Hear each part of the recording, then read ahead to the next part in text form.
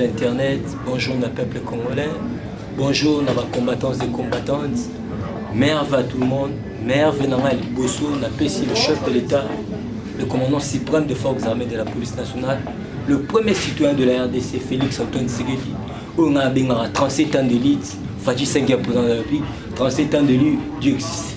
En tout cas, ma mère vient dans la famille présidentielle, ma mère vient dans le président Aïcha Markabounda Kaboun, les combattants et combattantes, la souhaité ma mère que Dieu vous bénisse. Sans toutefois tarder, tous les actualité politique Yambo Ganabiso. Na Yambo, tous les actualité politique Yambo Ganabiso, la charité bien ordonnée commence par soi-même. Na Zobeta, ma solo, il y a Union pour la démocratie et le progrès social. Bakambila biso ya parti, ba souhaita ki ba merveille na ba combattants et combattantes nyonso. Oyo nzamba bateli ba moni 2021, ba souhaiter bino ba merveille na famille na bino mobima nzamba lola abatela bino. Ce qui était difficile na 2020 et le chef de l'État Félix Antoine Tshisekedi et comment facile na 2021. C'est la raison pour laquelle le chef de l'État était clair à lobby discours politique et zali sous-souté. Le chef de l'État a 4 langues. À lobby la lingala, à lobby la chuluba, à lobby la soyela, à lobby la kikomo. C'est pour te dire que Moussala n'est bandit en 2021. 2020 est facile, pourquoi? Parce que la pandémie de Covid-19 ils ont démarré toujours. Et puis, barrage à Mabé, Pierre d'Achoppement, ils coalition FCC Cash. C'est la raison pour laquelle le chef de l'État a mis fin à la coalition FCC Cash pour tout qu'il y ait une union sacrée et l'intérêt général. C'est la raison pour laquelle le chef de l'État, Nicolas Lobby, a un qui va députés nationaux conscients. Parce que nous avons 500 députés sur l'ensemble du territoire national qui représenter le peuple de l'Assemblée nationale. Mais le chef de l'État a reçu, si j'ai de bons souvenirs, plus de 300 députés. Ils sont conscients, ils ont vite se ressaisir. On ne peut pas être toujours dans Sinakingakati. On ne peut pas prendre, on ne peut pas être toujours derrière un individu qui est la personne de Joseph Kabila. C'est le temps de se ressaisir pour tout travailler l'intérêt général et le peuple d'abord. C'est la raison pour laquelle il faut s'adhérer à l'union sacrée. L'union sacrée c'est quoi? Parce que les gens interprètent mal l'union sacrée. L'union sacrée c'est l'isanga. Il y a des mamalamu, l'isanga ya bato bazali sacré pour na kosumatata mu konzeko ko travailler ensemble pour l'intérêt général et le peuple d'abord. Initiative voilà, ce n'est pas l'actuel président Félix Antoine Tshisekedi Mutaba abani ni historique à l'union sacrée. Le chef de l'État a toujours dans Matambe. Il y a le père génitaire, il y a la démocratie en Bokanabiso, père son âme, Etienne Tshisekedi a créé l'union sacrée en 1990 si j'ai de bons souvenirs. C'est la raison pour laquelle tu rappelles qu'à Félix Antoine Tshisekedi, chef de l'État, où on a bien 37 ans d'élite, nous allons investir le 24 janvier 2019. Tu dis ça, Félix, Kobosa Naate, Papa Lobaki, le peuple d'abord. À chaque fois, Félix Antoine Tshisekedi soit avant la trône naé, à gloire naé, à se rappeler à Kalmambo, et soit avant un combattant, tu rappelleras pour le peuple d'abord. C'est la raison pour laquelle le chef de l'État a initié le Malam où il y a une union sacrée pour se souvenir. Dans le véritable père de la démocratie en Bokanabiso, Etienne Tshisekedi, on le baki le peuple d'abord. Yango, parmi les 3-5 députés, Boumona qui va figurer à 2 personnalités. La personne de Moïka Sanji et la personne de Charles Lokoto. Charles Lokoto a eu parole à habiter. Naï, na salamate pour la opposant. On a Charles Lokoto, ancien ambassadeur à l'époque de Chine. A bien salamate pour la opposant. Et si elle verrait qu'aujourd'hui Félix Antoine Tshisekedi a ça sous-présenté, à soutenir. Mais Nanga Bongoïka Sanji, je suis venu adhérer dans l'union sacrée. Ah, tu es venu adhérer dans l'union sacrée. L'union sacrée, il faut soutenir parce que ma base, ma base a décidé qu'il a quitté FCC dans la région de l'union sacrée parce qu'ils ont l'intérêt général du peuple congolais. Mais moi, Kassanji, il a été ma au salaire peuple congolais, en particulier les connexions sur Mbouchimaï, Barobo Salarangote. Attends, se derrière l'union sacrée, et puis il a été l'union sacrée, ils allaient centre réfugié. Ils allaient centre réfugié, Soko Bouma Batou, Soko Salama Bey. Tu vas répondre à l'action Salaka. Moïka Sanji, tous nos problèmes. mais il y a une réunion sacrée dans centre de réfugiés, tu vas répondre à l'acte de la réunion. Tu peux sur le monde, parce que reconnaître qu'entre l'ami et le frère, le choix est clair. Au lieu de pendant 18 ans ou aider Kabila, mais pour l'instant, Kabila est sur le pouvoir. Et là, on a CPL parce que tu as reconnu actuellement que l'impérium, on a dit que détenu, il s'appelle Félix Antoine Tshisekedi, non Joseph Kabila. Parce que c'est ressaisi. Tu as vite compris, malgré que qui t'étire, mais tu as vite compris qu'entre un frère et l'ami, le choix est clair. De la même manière que le deuxième président perd son âme, à Lubaka, entre l'Égypte et l'Israël, a préféré aller pour l'Égypte. Mais le deuxième président, c'est une grosse erreur. Parce qu'Israël, Ezali Mboka ya Bonzambe, là où repose la divinité. Si aujourd'hui, tu as comme Ibengama, Bananzambe, parce qu'il y a un certain, là, le sauveur, certain sauveur, n'a combat Seigneur Jésus-Christ, abotamment en Israël. Mais le col s'est ressaisir, ou bien était entre les choix, entre le frère et l'ami, le choix est clair. Tout tomber le bruit, malam, la union sacrée, mais demeurer toujours au service à le peuple d'abord, et non les individus d'abord. Mobutu alobara mabe parce que il fallait appeler exemple pour sous Israël est ali centre ya bonzambe là où repose la divinité du Seigneur Jésus-Christ. C'est que ba juif bazana ba israélien bazana ba boania ba to bana bonzambe bazana. Mais yo au lobby on dit de façon normale. Au lobby était entre le frère et l'ami, le choix est clair, de tomber le boyau malamu, mais demeurer toujours au service du peuple congolais. Tata Mukonze Kolo ayambi bango tel si bango là en large à l'obéité union sacrée et sali pour l'intérêt d'individualité classe politique famille biologique nangata c'est pour le bien-être du peuple congolais Otobengi le peuple d'abord. En tout cas le député conscient to tomber le boyau malam na union sacrée bo sunga Tata Mukonze Kolo bo travailler pour l'intérêt général et le peuple d'abord. Mukola lobby le 5 janvier 2021 plutôt je m'excuse. Les alliés moko historique. Oh le peuple congolais a bossé raté. Les alliés congrès extraordinaire.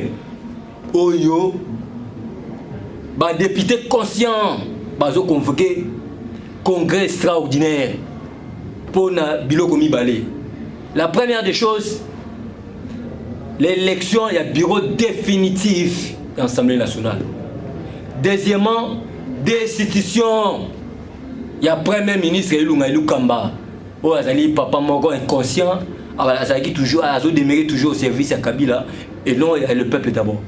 C'est que le 5 janvier lobby Azali Mukolo Munene toujours qui nous soutenir les députés conscients oh va s'adhérer à l'union sacrée pour nous travailler l'intérêt général le peuple d'abord. Bureau d'âge Toto Melebino Boye Malam pour la Moussala Gitoko bo soumis Tata Mukonze Kolo. Pour l'intérêt général du peuple d'abord. Il y a un mot conseiller Mboka Nabiso à Pesabino Nzela pour organiser l'élection définitive ou comme Mabiso na bureau définitif ou Tokozaba Kambia Sika. Il y a une union sacrée où il y a travailler dans le slogan le peuple d'abord et non les individus d'abord. Bon, il y a été lobby historique dans le peuple congolais. Combattants et combattantes, Mukola lobby à partir de 8h à 9h, Biso Noso, n'a parlé du peuple. Oh. Tous ceux qui nous soutenir bureau définitif de l'Assemblée nationale avec un seul but, un seul objectif, c'est pour l'intérêt et le peuple d'abord. Le chef de l'État a Kenaki gracieux et dit qu'Apenda qui rapproché, le premier rapproché, il y a garde républicain, il y a le troisième président, la combat Laurent Désiré Kabila. Le chef de l'État a gracié qui est. Le chef de l'État a gracié car il a gracié va te belé. Oh bah qu'on a bon à mort, à l'ogoni bango. Na condamnation à mort à Tchibatuno sur la condamnation à 20 ans. Ndé cela qui était et dit qu'à peine ça l'appelle gracieux. Mais il y a le basque comme à Félix, la famille et dit qu'à peine oh Félix marionnette oh il ne représente seulement rien. Basali ko copé c'est le et dit qu'à peine dans bima lobby parce que nous oh t'es abimité. Document administratif, il y a une procédure administrative avant de la prison. Mais officiellement, il dit qu'à peine dans le lobby le 5, parce que le lieu est férié, grâce à qui est le 31, le 5, il est officiellement la prison. Chef de l'État, Totombelio, na bolamo, vous allez que ça pour l'intérêt du peuple congolais. Combattant, nous sommes, condamné à mort. Je suis sûr et certain que le peuple congolais ne soit condamné illégalement parce que les magistrats mboka na biso bandaki kolanda kanyaka à l'époque Kabila. Tant que Chiti est indépendante, et c'est là qui avènement Félix Antoine Tshisekedi. Tout le monde a le droit innocent et tu vas dire Kapenda, bandeko na biso, ou bakanga la procès comme on a ça, bakona la banque justement, soit disant dossier politique, bah ça là la banque le côté, mutu bakona les gars à mort. Aujourd'hui, si tout va bien demain, si on a été, barobima, grâce à avènement Félix Antoine Tshisekedi, chef de l'État. Boye ba été informateur au chef de l'État nommé. Le chef de l'État n'a pas violé la Constitution. Il ne violera jamais la Constitution. Azali sentinelle la Constitution, Azo demeurer toujours dans respect à texte. Moi, je suis sénateur, nommé légalement. Constitution le Bénin. Le chef de l'État a le droit de désigner un informateur pour identifier la nouvelle majorité au sein de la majorité parlementaire. Notre mission au sein de l'Assemblée nationale pour identifier la vraie majorité de l'Assemblée nationale. C'est la raison pour laquelle Bandeka fait cesser Front contre le Congo, article constitutionnel Moko, le chef de l'État a violé la Constitution en nommant en tant que formateur.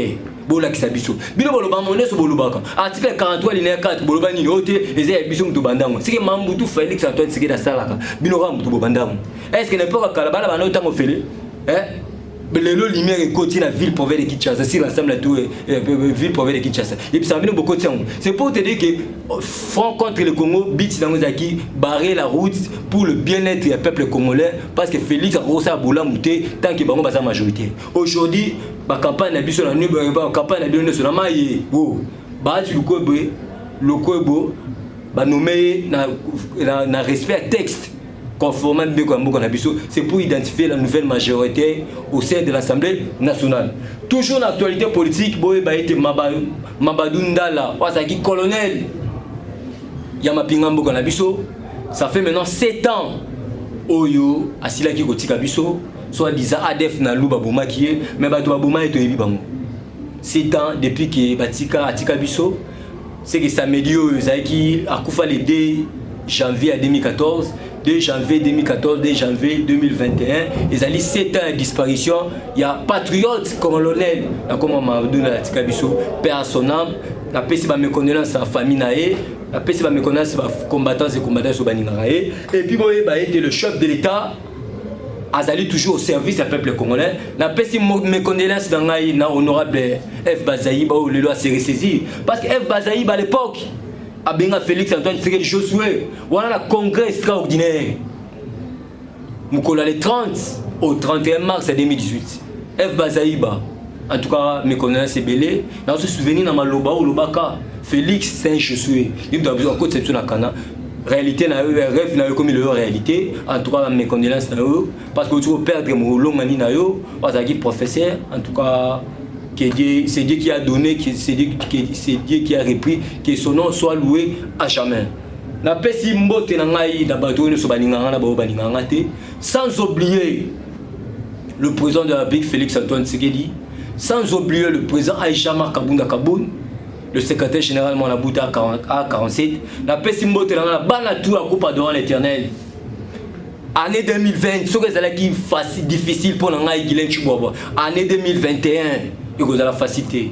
Année 2021, je programme cette année pour Nangaï. Ils allaient année Nangaï mariage. Satan Ninga te Guilain Chibobo va se marier au nom du Seigneur Jésus-Christ. C'est que je mets mon Dieu en défi 2021. Ils allaient année Nangaï Robal officiellement. Je n'ai rien. Je n'ai pas de job. Mais nous avons l'impérium au Zamba Pessibiso. Cette année, nous allons mettre mon Dieu en défi. Et puis, ils allaient année à mariage pour la bonne des paix sur la célibataire. Parce que c'est Dieu qui nous a donné cet impérium. Il faut tout honorer. Car la Bible déclare que le mariage soit honoré de tous. Il faut tout honorer Bassinabiso. Officiellement, légalement, conformément à la Bible. Parce que parce que pouvoir et où tu n'as volonté à monter. C'est Dieu qui nous a donné cet impérium. Bon, qui le long, il a changé cette déclaration. À lui, c'est pouvoir est venu de Dieu. Ah, moi, il a changé, Dieu existe. Dieu existe, Dieu existe. Aujourd'hui, vous avez reconnu que l'impérium Félix Azalango appartient où tu pas Nzambe. C'est que Dieu existe. Quand Dieu existe, Dieu existe. C'est que Lelo, j'ai vite compris que beaucoup de Félix Nzambe. On appelle le bisou Nzambe, Nzambe, mais tu as pouvoir célibat ici. Il faut honorer maman à l'île Moloto. bana tout à coupe à droit l'éternel. Maman na ngai kapinga na Belgique bambote belé. Maman na ngai José Mbombo na Suède. En tout cas, année 2021, Guilain Tchouba, le vrai descendant de Tchène Tshisekedi, Azobala légalement, conformément à la Bible, où que le mariage soit honoré de tous. La paix Simbote, dans le colonel Bénédicte Mwanza, la paix Simbote, na Batunyo Sobaninga Ngai, la paix Simbote na Sedou Kizika, la paix Simbote na combattants et combattantes, Baone Sobanin Kilapoto, vous êtes belé, na Californie, na États-Unis d'Amérique, na Belgique, na France, partout dans le monde. En tout cas, 2021, Guilain Tchouba va mettre Nzambe à défi. C'est qu'en 2021, Guilain Tchouba va légalement conformément à la Bible. Que le mariage soit honoré de tous. Le rôle Nzambe est possible de pouvoir. Il faut tout l'accepter pouvoir en haut. Trop c'est trop. Il faut 2021, nous sapions le côté alliance. Au nom du Seigneur Jésus-Christ. En tout cas, si vous avez besoin de contacter Ngaï, vous avez plus de 143 99 18 616. Plus 243 81 99 18 616. Je suis sur WhatsApp. Bobenga votre humble serviteur Guilain Tchouba, le vrai descendant de Tchèque Tshisekedi. C'est que 2021 et là on a la Nzambe le 31 na Boutou, na Binzambe, Sunganga la bala officiellement. Sunganga la bala officiellement. C'est que si on a besoin de benga le vrai descendant de Tchèque Tshisekedi. Bobenga plus 243 81 99 18 616. Je suis sur WhatsApp. Que Dieu bénisse Félix Antoine Tshisekedi. Que Dieu bénisse la République démocratique du Congo. Bye bye, bye bye. Awa Tozana Boulevard, poids lourd, entrée Ndolo, numéro 37. Awa Tozote Kaba produits alimentaires en gros et en détail. N'a pris à le peuple d'abord, maison les greniers, prix à moins cher, Fachi Béton, Tolia, Totonda. Bana Congo, bana Mikili, monde entier, Mobimba, Baoui Balinga Walanda Yokason, Tala Mokili Moni, Ozo Kate Moué Loko Ezali. Donc chez Papa Laurent, na maison les craignés, na maman na nous, okokoma wana, so komi, okomona ba prix o ya ba biloko, même niveau ya Bruxelles. Donc produit wana ezaka toujours na Bruxelles pour en désordre. Kende kuna yo moko missionnaire témoin. Ko vanda te, pour ça na pembeni, oko vivre qui vivra verra. Tango okokoma yo ko comprendre que te, masole za lindenge nini, kolia kotonda nyata borto Fachibe.